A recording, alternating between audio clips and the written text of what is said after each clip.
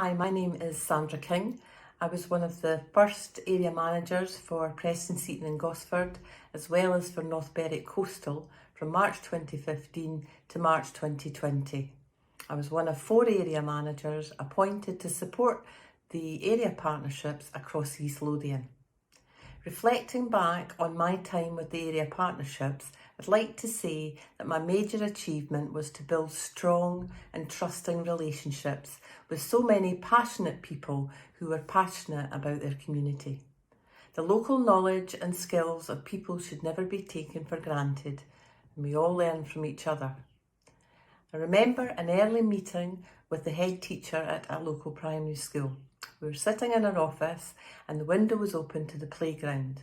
And during our conversation, 3 wee faces appeared at the window and the head teacher knew the names of all of the children and we had a very happy exchange. I knew from that moment on that this was a very welcoming and inclusive community. I was very proud to be working in the area. My mother was from Prestonpans and I felt connected to the people and the place. I'd previously been the Community Development Officer for Cockenzie and Port Seaton, so I'd already achieved quite a great deal with the people there who were just fantastic and they had a reputation of getting the job done. I've worked with 4 chairs over the years who were highly motivated, committed and inspirational people: Peter, Andrew, Ferhan and Ruth. Together with our Rock Shirley, we supported the partnership to make decisions in the best interest of the people we served. And part of the role was to increase community involvement in the partnership so that it was inclusive and welcoming. Relationships are central to the success of the partnership, and I often found myself trying to balance the needs of the community with the objectives of East Lothian Council. I'd like to think that I always had the community at my heart. Community empowerment and reducing inequalities are very easy to say, but much harder to be put into practice. However, I do feel that East Lothian Council committed staff and resources to give the partnerships the best possible start. Managing public funding with so many demands on services at the time was a very brave move by the council, and my role was to ensure that people had a real say in what would make the difference in their area. Funding is essential to the work of the partnership.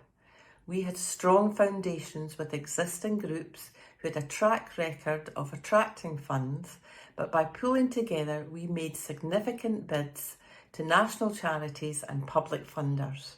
With increased investment in the area, many diverse projects were taken forward.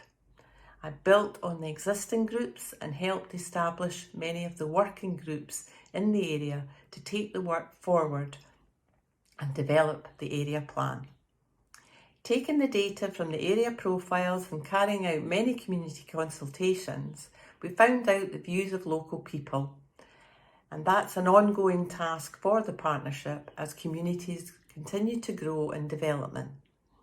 It would be easy to list all the projects that the partnership achieved over the years, but I truly wanted to emphasise that relationships are key, and bringing people together to tell their story, share their aspirations and be heard is what truly I believe to the main outcome achieved.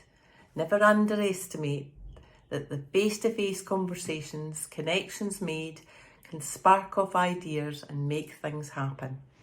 These conversations continue and many great projects develop beyond the life of the partnership, which often brings joys to others.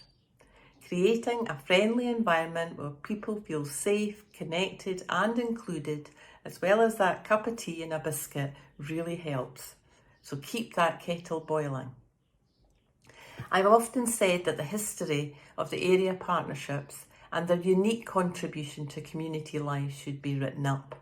We certainly have all the minutes on record, but I'd add a personal memoir entitled Not in the Minutes, which would include the drama, fun and laughter over the years.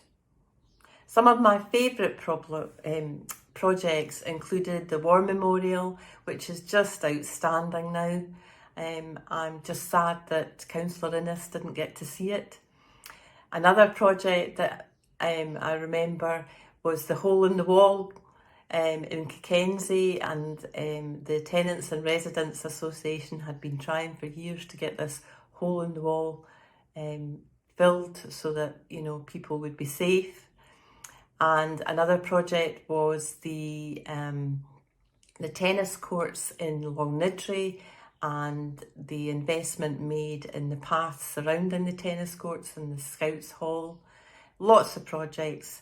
The family support worker was an ongoing one, and that took a lot of negotiations between many agencies, as well as the education department and the local community development trust.